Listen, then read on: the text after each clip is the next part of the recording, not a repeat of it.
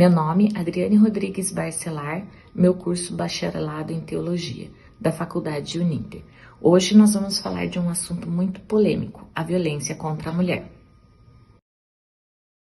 Para se compreender o fenômeno da violência com base no sexismo, se faz necessário um breve retorno ao legado investido à mulher pela cultura ocidental.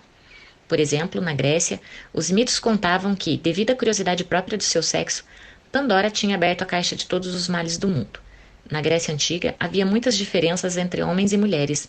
As mulheres não tinham direitos jurídicos, não recebiam educação formal, eram proibidas de aparecer em público sozinhas, sendo confinadas em suas próprias casas em um aposento particular, o gineceu. A mitologia grega denuncia uma realidade muito relevante na sexualidade da sociedade. Eram comuns comportamentos afetivos sexuais marcados pela dominação masculina violenta. Paul Critcham, um historiador da Universidade de Alberta, expõe como a violência é um elemento intrínseco na representação do sexo nos mitos, principalmente na figura mais ativa dela, Zeus. Já em Roma, elas nunca foram consideradas cidadãs e, portanto, as mulheres não podiam exercer cargos públicos. A exclusão social, jurídica e política colocavam a mulher no mesmo patamar que as crianças e os escravos. A sua identificação enquanto sujeito político, público e sexual lhe era negada, tendo como status social a função somente procriadora. O cristianismo também retratou a mulher como sendo pecadora e culpada pelo desterro dos homens do paraíso, devendo por isso seguir a trindade da obediência, da passividade e da submissão aos homens. Mas não foi só a religião que normatizou o sexo feminino. A medicina também exerceu seu poder, apregoando, até o século XVI, a existência de apenas um corpo canônico, e este corpo era macho. Por essa visão, a vagina é vista como um pênis interno, os lábios como um prepúcio e o útero como um escroto, e os ovários como os testículos. Também na visão naturalista, que imperou até o final do século XVIII, determinou uma inserção social diferente para ambos os sexos. Aos homens cabiam atividades nobres, como a filosofia, a política e as artes, enquanto as mulheres deveriam se dedicar ao cuidado da prole. Já na Revolução Francesa, em 1789, as mulheres participaram ativamente no processo revolucionário ao lado dos homens, por acreditarem que os ideais de igualdade, fraternidade e liberdade seriam estendidos à sua categoria. Em 1979, a Assembleia Geral das Nações Unidas adotaram a Convenção para a Eliminação de Todas as Formas de Discriminação contra a Mulher, conhecida como Lei Internacional dos Direitos da Mulher. No contexto brasileiro, a década de 70 é marcada pelo surgimento dos primeiros movimentos feministas. A partir do engajamento do movimento de mulheres e do movimento feminista contra essa violência, surge em 1981 no Rio de Janeiro o SOS Mulher. A busca destes dois movimentos, de mulheres e feministas, por parcerias com o Estado para a implementação de políticas públicas, resultou na criação do Conselho Estadual da Condição Feminina em 1983, na ratificação pelo Brasil da CEDAW em 1984 e ao que se seguiu, em 1985, a implantação do Conselho Nacional dos Direitos da Mulher e também a primeira Delegacia de Defesa da Mulher. A criação das Delegacias de Defesa da Mulher foi uma iniciativa pioneira no Brasil, que mais tarde foi adotada por outros países da América Latina. Pela última pesquisa realizada, em 2003 e 2004, contavam-se com 380 delegacias, tendo sua maior concentração na região sudeste, 40%. Desta forma, a criação das Delegacias Especializadas de Atendimento à Mulher, as DAMs, vem efetivar o compromisso assumido perante os sistemas internacionais. Hoje, no Brasil, temos 400 delegacias de defesa da mulher espalhadas por 374 municípios.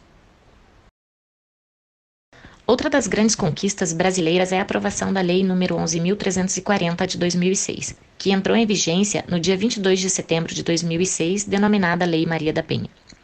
Essa lei traz medidas protetivas à mulher vítima de violência doméstica e familiar, e na esfera punitiva também. Proíbe a aplicação das chamadas penas alternativas. Além disso, priorizando os crimes praticados contra a mulher nos ambientes doméstico, intrafamiliar e afetivo.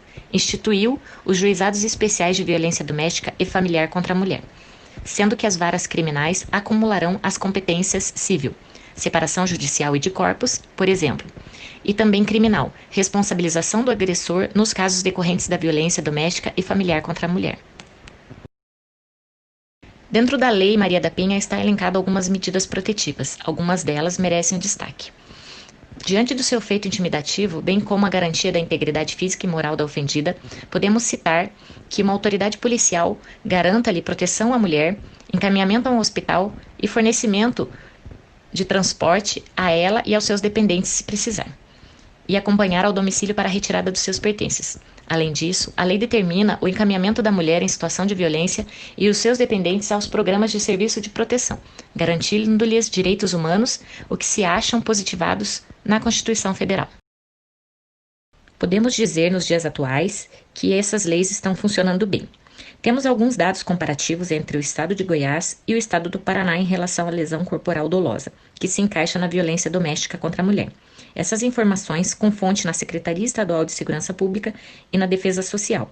Como todos sabemos, lesão corporal dolosa praticada num contexto doméstico refere-se a todo o ato de violência física praticado contra a mulher num ambiente familiar. Podemos ver aqui pela tabela, em números absolutos e taxa de porcentagem, que o estado de Goiás tem 423 denúncias no ano de 2019 e o Paraná nós temos 306 denúncias no ano de 2019. Esses dados é para uma taxa de 100 mil habitantes, com uma projeção para os estados citados para o período de 2000 a 2030. Com esse total de ocorrência, como a tabela nos mostra, podemos analisar pelos números registrados o aumento de casos de 2018 para 2019. Também podemos elencar isso a uma questão de maior informação e também a acessibilidade aos canais de denúncia, espalhados por todos os estados do Brasil. Temos aqui uma segunda tabela também, já com registro de ameaças. Também nessa tabela podemos perceber que de 2018 para 2019 também tivemos um aumento na questão de ameaça. No ano de 2018, em Goiás, pulou de 740 para 803 denúncias e no Paraná de 846 denúncias em 2018 para 1.009 denúncias em 2019. Também comparando o estado de Goiás e Paraná, podemos perceber aqui que o número maior foi no estado do Paraná. Com isso, podemos dizer que as mulheres estão ganhando força e saindo da submissão. Como podemos identificar o que é ou não uma violência doméstica contra as mulheres? Para não passar despercebido, temos que identificar se estamos ou não sofrendo algum tipo de violência. Aqui estão alguns atos cometidos pelos agressores que não podemos considerar normal ou justificá-los.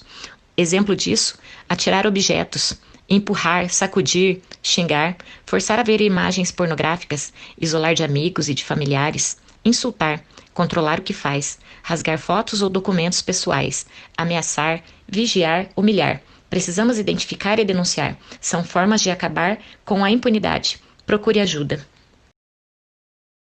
Saiba também como funciona o ciclo da violência contra a mulher. Lua de mel, amor, promessas, negação, ameaças, ordens, isolamento. Depois, o acúmulo de tensão. Daí vem o medo, o controle e a autoridade. E por fim, acontece a explosão violenta. Novamente, desculpas, remorso, tudo de novo. Lua de mel, amor, promessas, negação e assim vai. Saiba, se está acontecendo isso com você, você está sofrendo a violência contra a mulher. Temos aqui algumas ações governamentais do estado de Goiás e também de Curitiba. No estado de Goiás temos o Pacto Goiano pelo fim da violência contra a mulher. Já em Curitiba temos o Sinal Vermelho contra a violência doméstica. Você não está sozinha, denuncie. O combate ao fenômeno da violência contra a mulher não é função exclusiva do Estado. A sociedade também precisa se conscientizar sobre a sua responsabilidade, no sentido de não aceitar a conviver com este tipo de violência, pois, ao se calar, ela contribui para a perpetuação da impunidade. Faz-se urgente a compreensão por parte da sociedade como um todo, e que os direitos das mulheres são direitos humanos, e que a modificação da cultura de subordinação calcada em questões de gênero requer uma ação conjugada, já que a violência contra a mulher desencadeia desequilíbrios nas ordens econômica, familiar e emocional. Além disso, a conscientização da natureza histórica da desigualdade de gênero precisa ser trabalhada desde o início do ensino escolar, já que a desigualdade de gênero somada à ordem patriarcal vigente são alguns dos ingredientes que, unidos aos sentimentos de culpa inculcado historicamente na psique das mulheres, contribui para a perpetuação das relações desiguais de poder que acabam por acarretar em violência. Não seria utópico acreditar em sua finitude, na medida em que se construiu socio-historicamente, pode ter o seu caminho refeito em outra perspectiva. Você, mulher, se está sofrendo algum tipo de violência, denuncie. Não fique de boca fechada. O silêncio mata.